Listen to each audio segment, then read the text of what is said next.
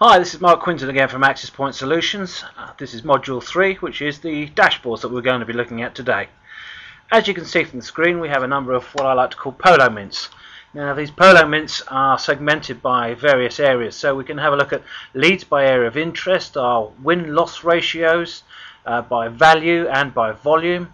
We have a look at our pipeline by category, forecasts, and also our total pipeline. So what we've really got here is a dashboard so we can come in the morning, we can find out what's closed, what's yet to close, where our pipeline is sitting, and also how our campaigns are running. So if I just take you through some of this screen, what we can see here, if we go by the win-loss ratio, so what we're saying is that we've won 89% of business, but we've lost 11%, so therefore we've lost 11% of our orders.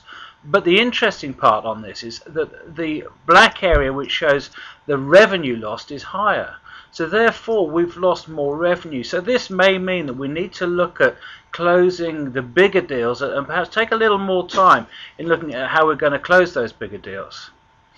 Then if we look at pipeline by category, we've got down here, we've got business process management, core networking, unified comms, collaboration, CRM, virtualization. So we can click in here and we can actually, by clicking down, it'll take us directly to the details of any orders that are in our current pipeline. You can see we've got the amounts here, BPM we've got 6.4 million, collaboration 1.2 million.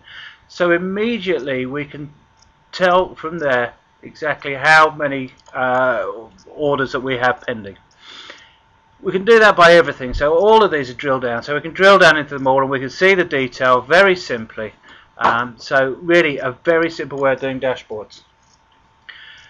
So what we also want to do is, here we have the 5 areas of our business. So we've got BPM, unified comms, virtualization, collaboration and CRM.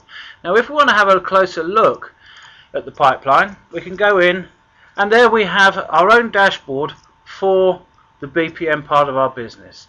So immediately what we've done is we've focused in on one area of our business, and again we've got exactly the same details that we had before, and perhaps we're losing more BPM deals than we are CRM deals, so we need to have a look at why. So what this is throwing up really is an important way of monitoring our business. From this we can have pertinent meetings with salespeople and look at coaching areas where perhaps there need to be some improvements made. So if we now go back to the sales best practice matrix, what this is telling us is who are basically doing things right and wrong within Salesforce. So we've got stuff like overdue tasks that should have been closed, so tasks that have gone past their close date. So if we dig into here, a lot of calls that haven't been started that said they were supposed to start, and so we can go back to our salespeople and say, you were supposed to call this guy on the 20th of 1st 2010, that hasn't happened, you need to make that call.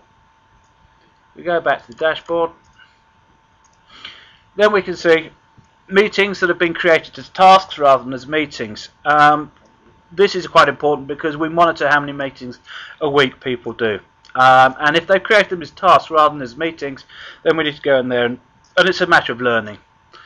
Tasks that aren't related to anything, it's difficult if you've got a task that's not actually related to anything because you don't know how to follow it up, so we need to be very careful when we're looking at those.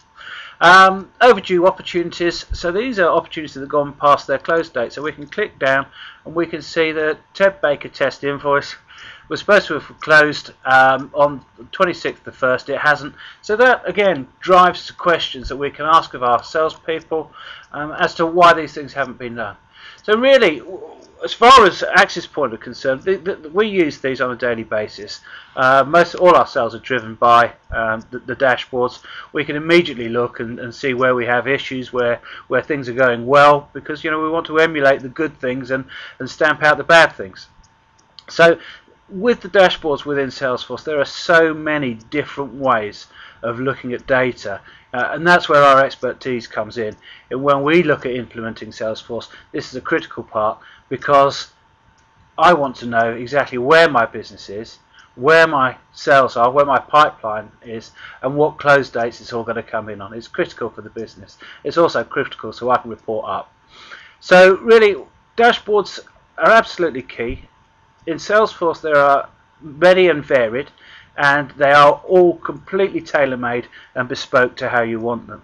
So that's really all I've got to say on the dashboard. So thank you for listening. Look forward to seeing you in Module 4, which is going to be around the quotation tool. Thank you very much for your time.